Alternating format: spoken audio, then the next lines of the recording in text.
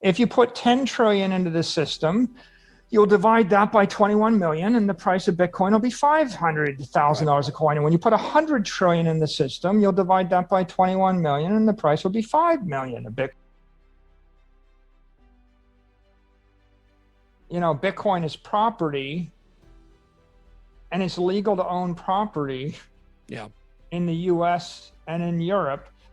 And so there's certain clarity to owning something like that. It's been normalized as property by the IRS and by the SEC and by the OCC. I think that as you get into all these other areas, stable coins, DeFi, privacy, they're all aspirational goals. They just have a lot more uncertainty with regard to technology, regulation, you know, and how they'll be interpreted across jurisdictions. And that's what creates the risk. So, you pursue all those things at your own peril. Yeah.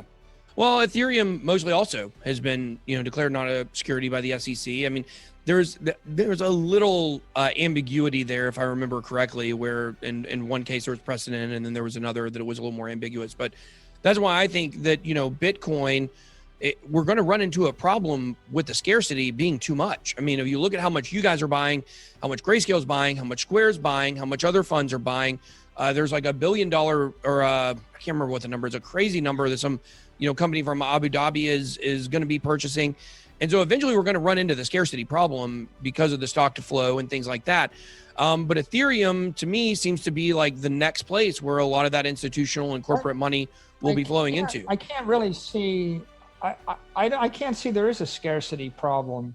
I mean, I don't even know what that means, right? I mean, there's no scarcity problem. Bitcoin has enough Bitcoin to support all 7.8 billion people and absorb $250 trillion of monetary energy. There's no lack of capacity. But you don't think eventually it's going to get hard to buy? Because, if you look at the newly minted supply, like right now there's 900 being made a day. Just between the top 4 companies buying Bitcoin right now, they're buying 2,000 per day. Just on average. It may even be more than that now. So, I mean, they're dipping into the circulating supply. We know that circulating supply gets down. It's not going to get hard to buy. It's get exponentially easier to buy, and the price is going up. Yeah. It's for you to say there's a scarcity problem. It's kind of like saying, well, there's a number 1 through 21, and I'm afraid that we'll run out of numbers, and we're trying to divide the numbers 1 through 21 between everybody in the human race. And the answer is fractions, right?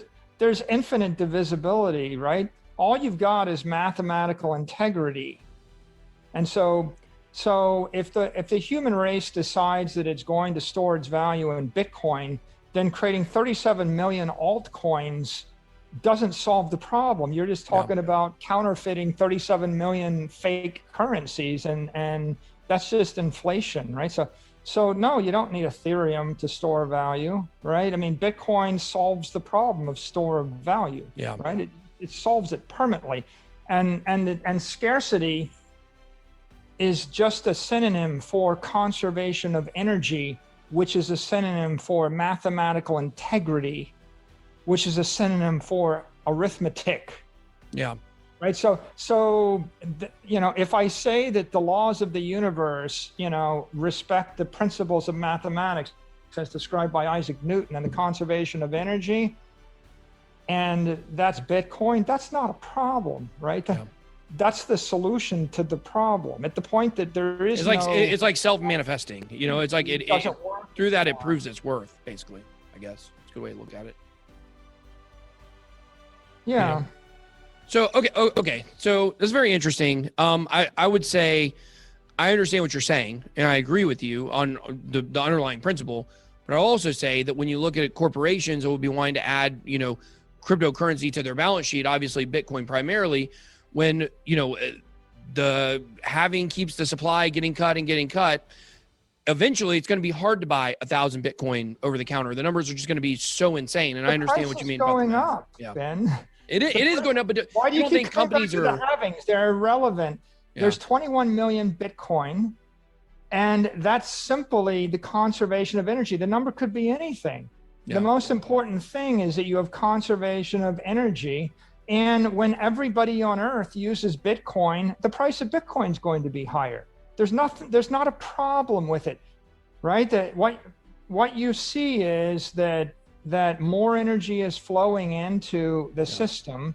If you put 10 trillion into the system, you'll divide that by 21 million and the price of Bitcoin will be $500,000 a coin. And when you put 100 trillion in the system, you'll divide that by 21 million and the price will be 5 million of Bitcoin. And when you put a quadrillion into the system, it'll be 50 million.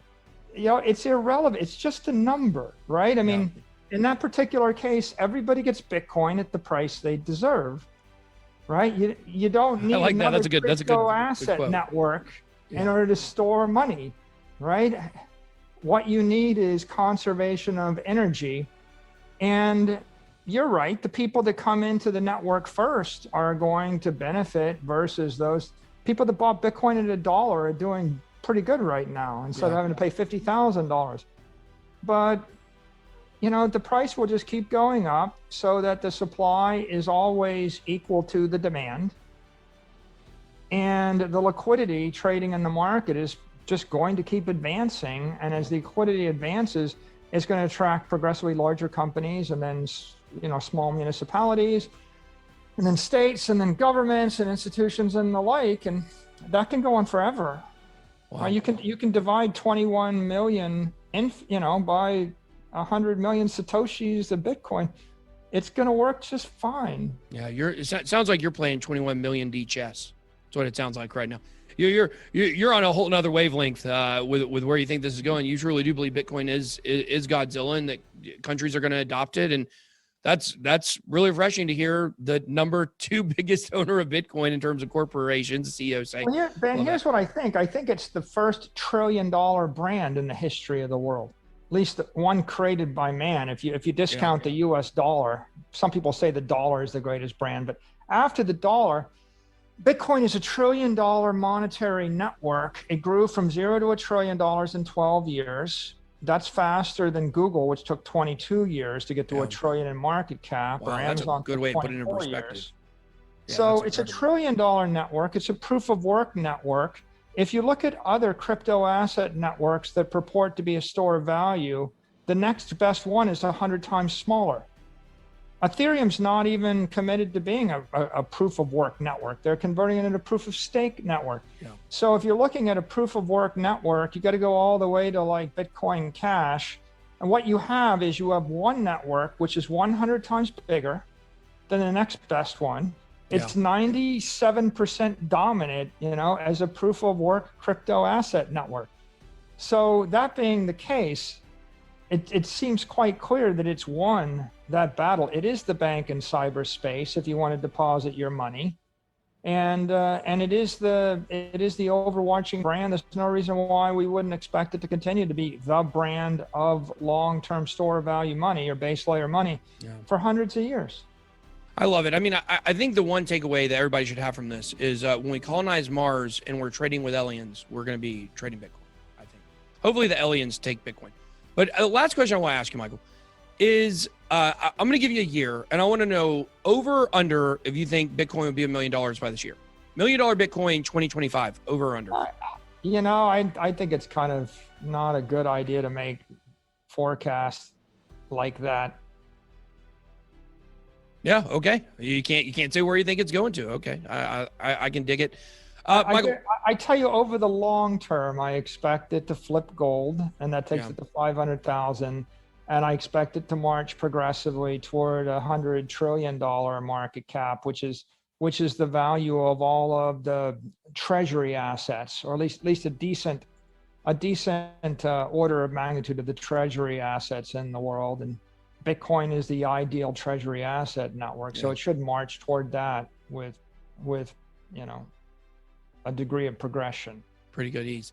And that would be $5 million Bitcoin. And I think it's interesting you mentioned that, because that's kind of the number I've looked at and said, when it gets to that number, it could stabilize. And, obviously the more money that flows into it, the harder it's going to be to move. And over time, it will get a little more stability, I think.